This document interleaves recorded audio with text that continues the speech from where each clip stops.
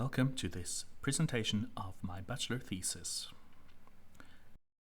In this video, I'd like to show you my interactive poem that uses eye tracking as its interaction. I'll show you how it works, as well as some of the earlier prototypes, before we head into the main inspirations and academic background for the poem.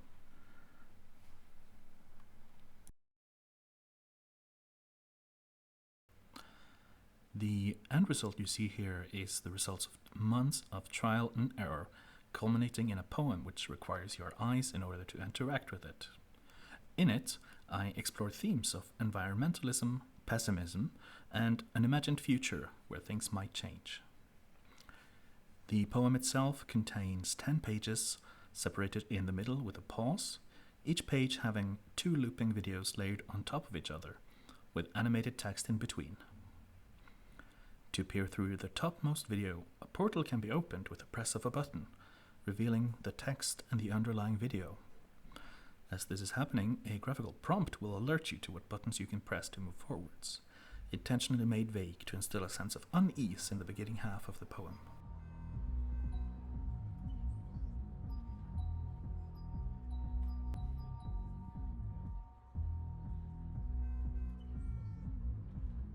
As the poem progresses, more and more sounds will appear synchronized to the opening of each portal, leading to a crescendo of various urban noises before the poem asks you to take a break and take in a scene of the fall with its strong winds and amber colors.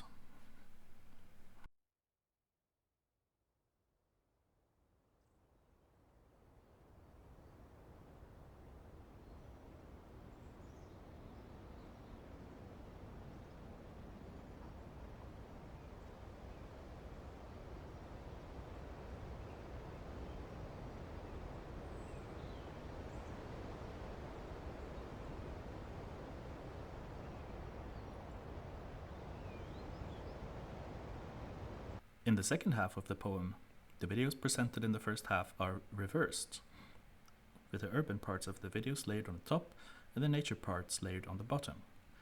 The sounds that will play here are also a little bit more based on nature. Sounds like wind, rain, a river are played here to calm the senses a little bit. In addition to this, the textual parts changes pace. The nature videos are here edited in a way to make full use of the motion they inhabit. To put it more clearly, they are completely black and white, where the white parts represent an abundance of motion, and the black parts are a complete absence. In this way, even just a little motion will show up as dark gray. In the text parts of the poem, this reflects an imagined future where, kind of like the T-Rex in the Jurassic Park films, our sight is based on movement. The third page of the second half, for instance, the ripples in the water look almost violent, and the water lily's shape is revealed only by the way in which the waves move around it. Compared to other forms of media consumption, I'd like to liken my poem to the types of experiences you get when you play something in virtual reality. As of right now, it's really hard to translate what VR looks like without actually putting on a headset and experiencing it yourself. Likewise, my poem requires hardware and software in order to be experienced to its full potential. It is for this reason that I have elected to create 2 versions of the poem. The main one uses eye tracking and 2 buttons on the keyboards that are close enough to each other to be pressed with one hand. The other one can be controlled using the mouse and its 2 main buttons.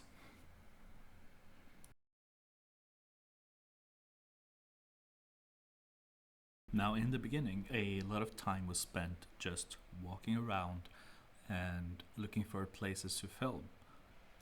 An attempt was also made to try to record sounds as I was filming the pieces.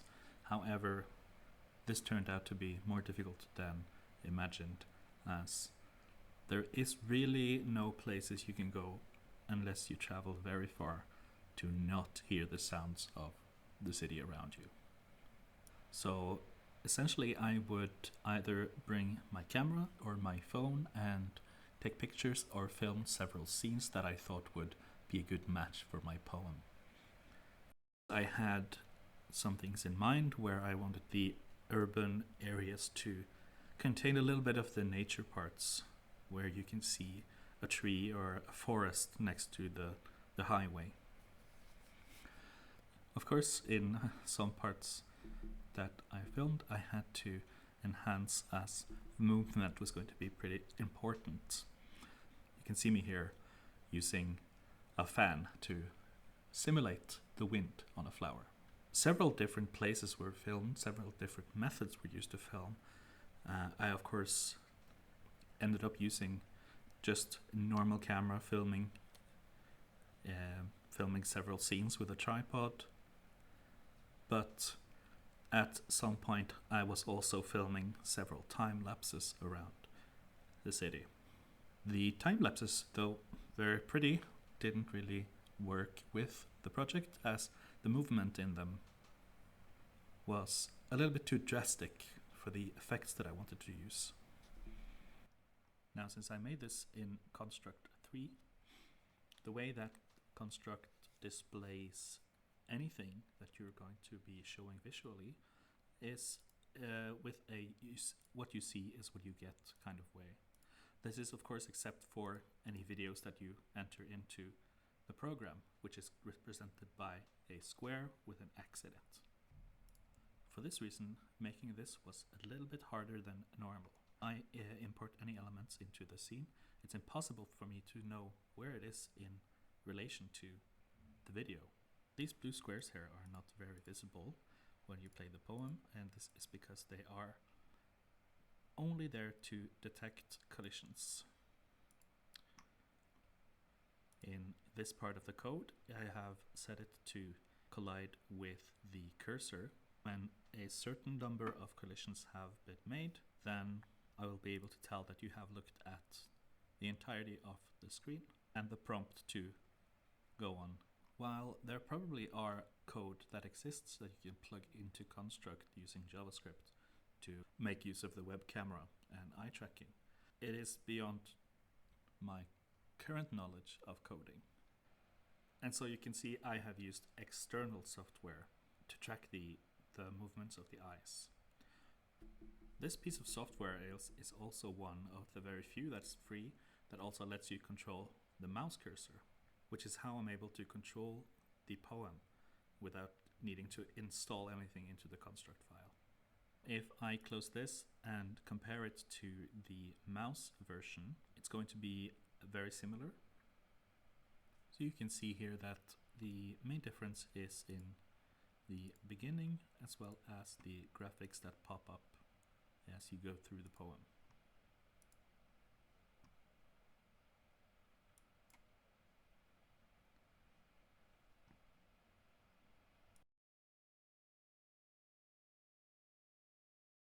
The very first prototype I made included a panorama, which you could move around in using the arrow keys.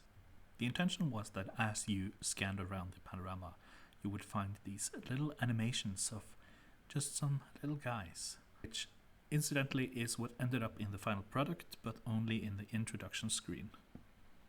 Later iterations was pretty quick though, that I found that I wanted to make something where a portal would show something behind a video. So the first prototype for this concept, I recorded some video footage in the video game Sons of the Forest and overlaid a still image on top of a video.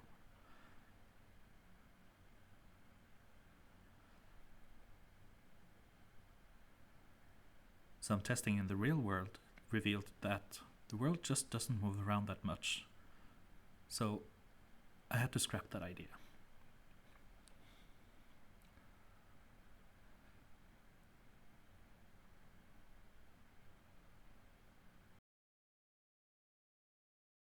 I took inspiration from a video I saw from YouTuber Posey, where he used a clever video editing technique to extract motion from video, which served as a template for me to use when editing my videos, as you can see in this short clip here.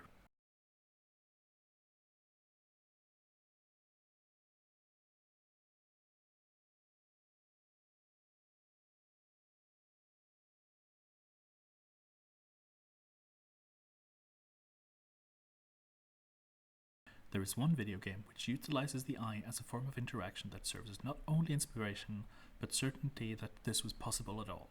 and that was Before Your Eyes by Goodbye World Games. A short narrative in which you jump ahead in time whenever you blink. This is where the comparisons stop, however, since this game has a first-person perspective and is meant to impart role-playing aspect to its player. Secondly, there are other forms of entertainment that include eye tracking. A popular challenge on YouTube around 5 years ago, people would install eye trackers on their computers and play a game of what do you instinctively look at between two images. A lot of the time, this was used as a sort of gotcha in these kinds of videos, often containing images of lewd women to trick the players into looking at their bodies, sort of merging entertainment with a simple form of experiment. Theme-wise, the video game Everything by David O'Reilly was big, featuring gameplay where you could play as, well, everything. Themes of connectedness and concept of humanness are found everywhere in this game, while also featuring several clips of philosopher Alan Watts' lecture on the matter.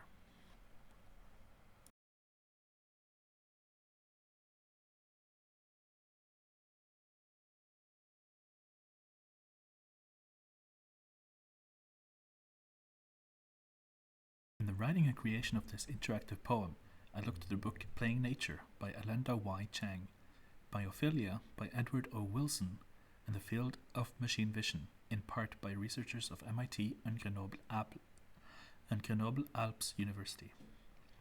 In the book Playing Nature, there are two concepts I take inspiration from: how games can be read as representations of real life, and her mention of Lawrence Buell's criteria for an environmental text, which reads: 1. The non-human environment is present not merely as a framing device, but as a presence that begins to suggest that human history is implicated in natural history. 2. The human interest is not understood to be the only legitimate interest. 3. Human accountability to the environment is part of the text's ethical orientation. 4. Some presence of the environment as a process rather than a constant or given is at least implicit in the text. In my poem, the videos taken are of very real places, though they only represent the places they depict. I could have made this in any city that feature nature as is in its urban planning.